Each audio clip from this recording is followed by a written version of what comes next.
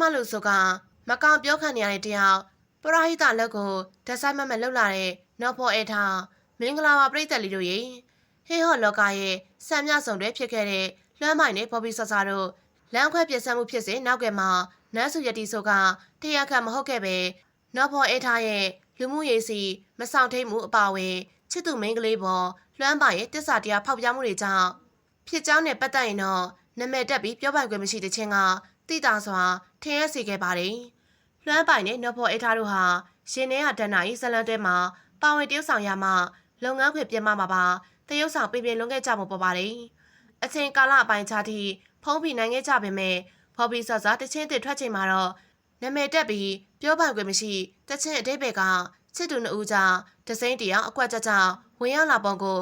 ပညာသားပပထဲ့တွင်ရေးသားတည်ဆိုဟန်တက်ရောက်ခဲ့ပါတယ်။ပရိသတ်တွေကတော့ကနက်ဦးမှာလွှမ်းပိုင်နဲ့လက်ရှိကြိတ်ပုံတွဲခုတ်နေတဲ့နန်းစုရတီဆိုကိုစနိုက်ကျော်သူဖြစ်ထင်မြင်ခဲ့ကြပြီးဝေဖန်ရှုတ်ချခဲ့ပါတယ်။ဒီဖြစ်စဉ်မှာလွှမ်းပိုင်က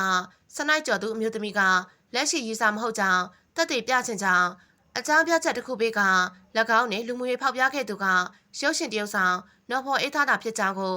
အနမ်းပေးနေတဲ့ရုပ်တံဖိုင်ကပြန့်နှံ့လာခဲ့ပါတယ်။စနိုက်ကျော်မှာရုပ်ရှင်တရုပ်ဆောင်နော်ဖော်အေးထားကိုလည်းဝေဖန်ဆဲဆိုရှုတ်ချခြင်းခံရရုံမက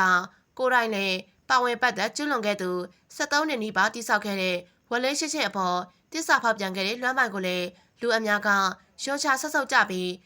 ဆယ်စုနှစ်ချီအမျိုးသားတို့သာယုံကြည်ပေးဆက်ခဲ့ရတဲ့ဘော်ဘီဆဆာအတွက်နောက်ဆုံးရလက်တစ္ဆာဖောက်ခဲ့ရခြင်းအတွက်ဂီတာအနုပညာလောကအပါအဝင်သူမရဲ့ပရိသတ်တွေကဂယုဏပို့လဲရှိကြပါတယ်။ရုပ်ရှင်တရုပ်ဆောင်နော်ဖော်အေးထားက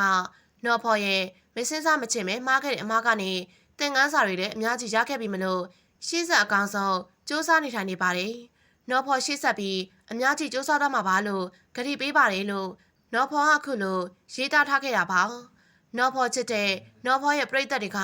တောက်လျှောက်ဖို့တဲ့အားပေးစာလေးတွေကြောင့်နော်ဖော်တကယ်ခွန်အားဖြစ်စေခဲ့ပါတယ်။နော်ဖော်ရဲ့ပရိသတ်တွေကိုစိတ်ပူခဲ့မိတဲ့အတွက်လည်းနော်ဖော်အရန်ကိုစင်မကောင်ဖြစ်ရတဲ့အတွက်ဒီစာလေးကိုရေးလိုက်တာပါ။မစင်းစားမစင်ချင်မဲမှားခဲ့တဲ့အမားကနေသင်ခန်းစာတွေလည်းအများကြီးရခဲ့ပြီမလို့ရှေ့ဆက်အကောင်ဆုံးစူးစမ်းနေထိုင်နေပါတယ်။ဒီကာလအပိုင်းခြားတွေကြော်ခဲ့ပြီးတော့အခုနော်ဖော်ကိုပိုချစ်တက်လာခဲ့ပါတယ်။ပိုကောင်းတဲ့လူသားဖြစ်အောင်စူးစမ်းနေတဲ့အချိန်မှာနော်ဖော်ရဲ့အနားမှာချစ်တဲ့ဖန်နဲ့နော်ဖော်တန်မိုးကိုမြင့်မာလိုလာတဲ့သူတွေနဲ့နော်ဖော်ရှေ့ဆက်ပြီးအများကြီးစူးစမ်းသွားမှာပါလို့နော်ဖော်ပရိသတ်ကြီးကိုဂရုပေးပါလေလို့ပြောခဲ့ပြီးအခုချိန်မှာနော်ဖော်အေးထားကအပြောနဲ့ထပ်တူကြတယ်လို့ပဲပြောရမလားဆိုတာပါပဲသူမအခုချိန်မှာပရဟိတတွေဒီဇိုင်းမမန်လောက်ကင်နေပြီးအင်းလေးဒေတာကငလေးပေးတဲ့ရွာနေရအတွက်ခိုင်ခန့်တဲ့အိမ်တဲ့အလုံး20ဆောက်လုပ်လွှမ်းသွားမယ်လို့သိရပါတယ်အင်းလေးဒေတာကရွာနေရအတွက်ခိုင်ခန့်တဲ့အိမ်အလုံး20ကိုဆောက်လုပ်ပေးသွားမှာပါနော်ဖော်တို့ပြီးခဲ့တဲ့ရက်ပိုင်းကပဲအင်းလေးကိုတင်းတဲ့အတူတွားရလူလန်းခဲ့ပါပြီရှင်အင်းလေးရောက်တဲ့ခန်းစားချက်ကတော့ပြောပြမတတ်အောင်ပါပဲအိမ်လေးပြိုတာအများကြီးပဲရေပေါ်ဆိုတော့မရရတဲ့နေရာလေးတေးလေးမှာအဆင်ပြေအောင်မိသားစုတွေနေကြတာမြင်ခဲ့ရတော့တော်တော်လေးစိတ်မကောင်းဖြစ်မိပါတယ်နော်ဖော်တို့ကနန်ဦးအစီအစဉ်က